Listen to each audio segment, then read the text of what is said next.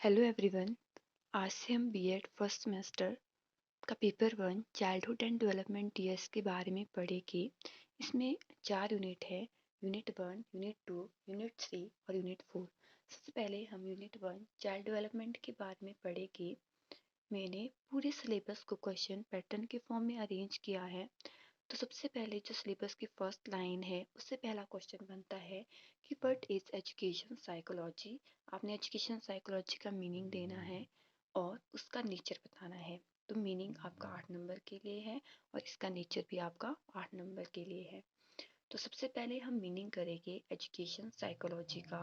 जो education psychology है वो 2 वर्ड से मिलके बनी हुई है। कौन कौन से? Education and psychology. जो एजुकेशन है उसका मतलब होता है मोडिफिकेशन ऑफ बिहेवियर और साइकोलॉजी का मतलब होता है science of behaviour and expression. जो एजुकेशन है उसका मतलब है मोडिफिकेशन ऑफ बिहेवियर कि आपने किस तरह से इंडिविजुअल के बिहेवियर को क्या करना है, मॉडिफाई करना है। और साइकोलॉजी का मतलब होता है science of behaviour and expression. अगर कोई चाइल्ड है वो किस तरह से बिहेव कर रहा है, किस तरह से अपने एक्सप्रेशन दे रहा है, अगर उसको हमने स्टडी करना है कि क्यों दे रहा है, तो उसी को क्या बोलते हैं हम? Psychology as a science of behaviour and expression. जब हमने दोनों की मीनिंग को इकट्ठा जोड़ा तो क्या आया एजुकेशन साइकोलॉजी का मीनिंग? कि एजुकेशन साइकोलॉजी का मीनिंग है modification of human behaviour and study of human behaviour. अब हम अलग अलग करके मीनिंग ऑफ एजुकेशन करेंगे और मीनिंग ऑफ साइकोलॉजी करेंगे।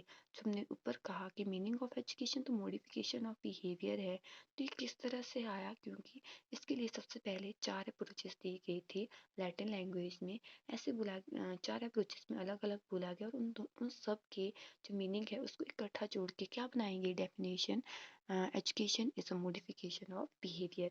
तो सबसे पहले आता है इसमें फर्स्ट अप्रोच। फर्स्ट अप्रोच बोलती है कि education is derived from the Latin word Educare, जिसका मतलब होता है टू ब्रिंग अप और टू नरिश। हमने क्या करना है? बच्चे को ब्रिंग अप करना है और नरिश करना है। दूसरी अप्रोच बोलती है कि एजुकेशन को ड्राइव किया गया है लैटिन वर्ड एडुसियर से, जिसका मतलब होता है टू लीड आउट और टू ड्रॉ आउट। अपने बच्चे के अंदर से कुछ बाहर निकालना है। जो तीसरी अप्रोच है वो बोलती है कि education is derived from Latin word एडुकेटम, जिसका मतलब होता है act of teaching and learning. फिर जो फोर्थ अप्रोच है वो क्या बोलती है कि जो एजुकेशन है उसको हमने ड्राइव किया गया है लैटिन वर्ड एडुको से। किसे ड्राइव किया गया है? लैटिन वर्ड एडुको से। मतलब जिसमें ई का मतलब होता है विद इन और ड्यूको का मतलब होता है डेवलपमेंट। सो एजुकेशन का एडुको का मतलब क्या हुआ? To develop the innate power of the child. मतलब जब बच्चा जन्म लेता है उसके पास कुछ पहले से उसकी पोटेंशियलिटीज़ है, कैपेबिलिटीज़ है, उसको हमने क्या करना है? डेवलप करना है। तो फोर्थ अप्रोच क्या बोलती है कि एडुको से लिया गया है एजुकेशन, उसका मतलब होता है to develop the innate power of the child. So इन सब को मिला करके एजुकेशन की मीनिंग को निकाला गया। फिर आया मीनिंग ऑफ साइकोलॉजी। जो हमने पीछे पढ़ा साइकोलॉजी का मीनिंग क्या है, उसके लिए वो तो सबसे लास्ट में दी गई थी अप्रोच की ये मीनिंग है। उससे पहले बहुत अप्रोचेस दी गई, बहुत बोला गया कि साइकोलॉजी का मतलब ये है। तो हम इसमें सब कुछ लिखेंगे कि कैसे कैसे क्या क्या बोला गया। तो जो साइकोलॉजी है वो 2 वर्ड से कंप्राइज है, मतलब 2 वर्ड से बनी है, साइके and logos. It is साइके not psycho, in which psyche means soul and logos means talk, जिसमें psyche का मतलब होता है soul और logos का मतलब क्या होता है? talk. Hence psychology means talk about the soul. इसका मतलब है साइकोलॉजी का मतलब हुआ कि to talk about the soul. पर ऐसे देखा गया कि अच्छा लग रहा है आपको बोले कि psychology as a talk about the soul. थोड़ा ये थोड़ा इनफॉर्मल सा लग रहा था, फॉर्मल सा लग रहा था, इनफॉर्मल सा लग रहा था, मतलब फॉर्मल नहीं लग रहा था। इसीलिए क्या बोला गया कि साइकोलॉजी को हम बोलेंगे psychology as a science of soul. और ये थोड़ा अच्छा लगा बोलने में, yes psychology is a science of soul. फिर सबसे ओल्डेस्ट कॉन्सेप्ट क्या आया कि साइकोलॉजी क्या है? Psychology as a science of soul. फिर ऐसे देखा गया, जब ये कॉन्सेप्ट आया फिर ऐसे बोला गया कि जो सोल है उसकी कोई फिजिकल एग्जिस्टेंस है क्या? किसने इसको देखा है क्या? किसने इसको सुना है? No, it has no physical existence. तो इस डेफिनेशन को क्या किया गया? रिजेक्ट। फिर दूसरी आई अप्रोच की psychology as a science of mind. जो माइंड है, mind is something in the body और in the heart which think feel and act. क्या हम हमारे जो ह्यूमन बॉडी है, हमने इसमें कहीं माइंड है हमारे? इसमें नहीं। हमारे ह्यूमन बॉडी में ब्रेन की पोजीशन है बट माइंड नहीं है। माइंड बोलते हैं हम मन, या तो दिल के हार्ट के अंदर है जो फील करता है, बट ऐसा कुछ नहीं है। हमारे ह्यूमन बॉडी में माइंड की कोई एग्जिस्टेंस नहीं है, बस ब्रेन है। तो अगर माइंड भी इसी की तरह है, सोल की तरह, जिसकी कोई एग्जिस्टेंस नहीं है, जिसको किसने देखा नहीं है, तो इस कॉन्सेप्ट को भी क्या किया जाएगा? इस कॉन्सेप्ट को भी क्या किया गया? इस कॉन्सेप्ट को भी रिजेक्ट किया गया। फिर जो थर्ड कॉन्सेप्ट आया, वो आया psychology. Psychology as a science of consciousness. वो बोलती है, अगर हम बात करें कॉन्शियसनेस का मतलब क्या है, कि आप जो हो रहा है आप उससे अवेयर है कि नहीं है, means to aware of the situation. According to this concept जो हम हैं, अगर मैं बात करूँ कि हम 1/10 part of our mind is consciousness, हमारा सिर्फ 1/10 पार्ट ही हमारे माइंड का कॉन्शियसनेस रहता है, और जो मैक्सिमम पार्ट है वो क्या होता है, हमेशा सब कॉन्शियसनेस होता है। तो अगर इतना कम पार्ट कॉन्शियसनेस में है और इतना ज़्यादा पार्ट सब कॉन्शियसनेस में है, तो ठीक रहेगा साइकोलॉजी की डेफिनेशन को बोलना कि psychology as a science of consciousness? No. तो इस कॉन्सेप्ट को भी क्या किया गया? रिजेक्ट किया गया। तो फोर्थ कॉन्सेप्ट आया psychology as a science of behaviour. जो हमने पीछे डेफिनेशन पढ़ी है psychology as a science of behaviour, अभी तक भी इसी कॉन्सेप्ट को माना जाता है कि हाँ साइकोलॉजी क्या है, कि साइंस ऑफ बिहेवियर है। सबसे पहले हमें पता होना चाहिए बिहेवियर क्या है। Behaviour is a total response of the organism to the situation of life. कि जो इंडिविजुअल है, चाइल्ड है, उसकी लाइफ में बहुत सारी सिचुएशन आती है, वो उस तरह से किस तरह से उस सिचुएशंस को रिस्पॉन्स करता है, डील करता है उसके लिए, तो उसको स्टडी करना है हमने। Behaviour is a total response of the organism to situation of life. It include physical as well as mental, child as well as adult behaviour.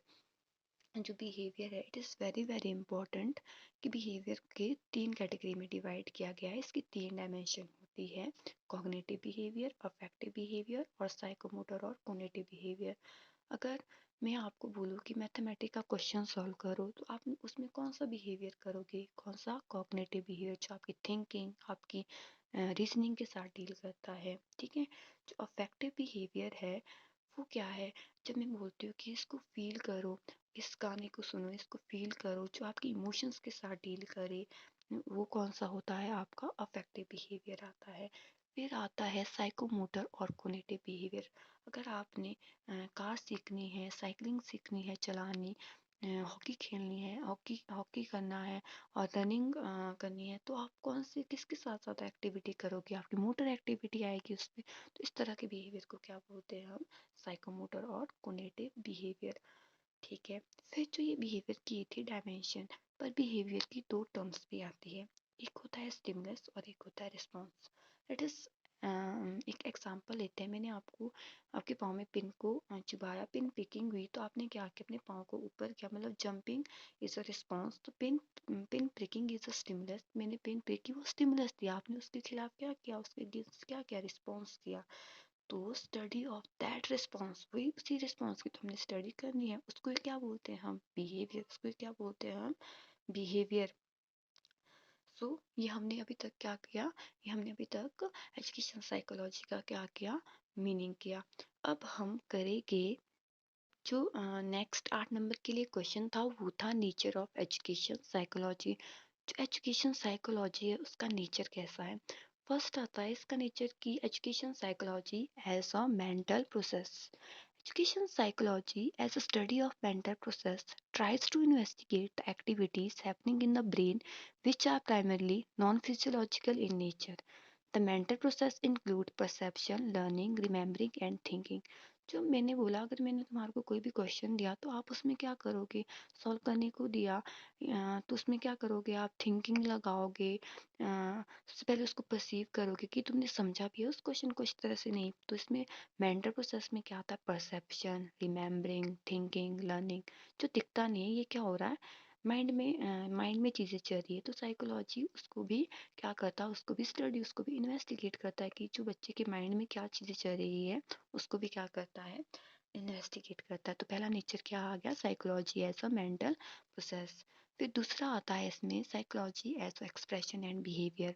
In psychology main unit of investigation क्या है, यही है कि हमेशा याद रखना है कि इसमें बच्चे के एक्सप्रेशन, बच्चे के बिहेवियर को जज किया जाता है कि वो जो बिहेवियर कर रहा है टीचिंग लर्निंग प्रोसेस में क्यों कर रहा है, अगर उसको समझ में नहीं आ रहा तो क्यों नहीं आ रहा, उसके बिहेवियर को आपने इसमें समझना है।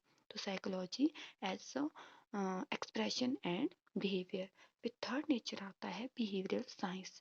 It is a science of behaviour of the learner and the learning process in the teaching learning situation. हाँ, हमने यही कहा कि इसमें क्या करना है, हमने जो बच्चा है उसके बिहेवियर को क्या करना है, स्टडी करना है। तो एजुकेशनल साइकोलॉजी कैसी हुई, बिहेवियरल साइंस हुई। और ये जो एजुकेशन साइकोलॉजी है वो कैसी साइंस है, डेवलपिंग, अभी डेवलप नहीं पूरी तरह से, कुछ रिसर्च हो रही है, कुछ इसमें नई नई इन्वेंशंस हो रही है, एडअप हो रही है। तो कैसी एजुकेशन साइकोलॉजी का नेचर कैसा है, it is a developing science. Fifth nature आता है इसका सॉल्यूशन ऑफ एजुकेशनल प्रॉब्लम। जो एजुकेशन साइकोलॉजी है ये क्यों बनाई गई है, ताकि एजुकेशन में जो जो प्रॉब्लम आ रही है उसको सॉल्व किया जा सके। जब टीचर, जब हम बीएड ट्रेनर है, अगर हम इसको पढ़ते हैं तो हमें पता है कि जो चाइल्ड उसके तभी पढ़ाया जा रहा है कि चाइल्ड को कैसे कैसे, चाइल्ड के साथ में कैसे डील करना है, उसको कैसे हमने क्या करना है, उसकी उसकी एजुकेशन प्रॉब्लम को हमने किस तरह से रिमूव करना है। फिर आता है education psychology as a scientific approach.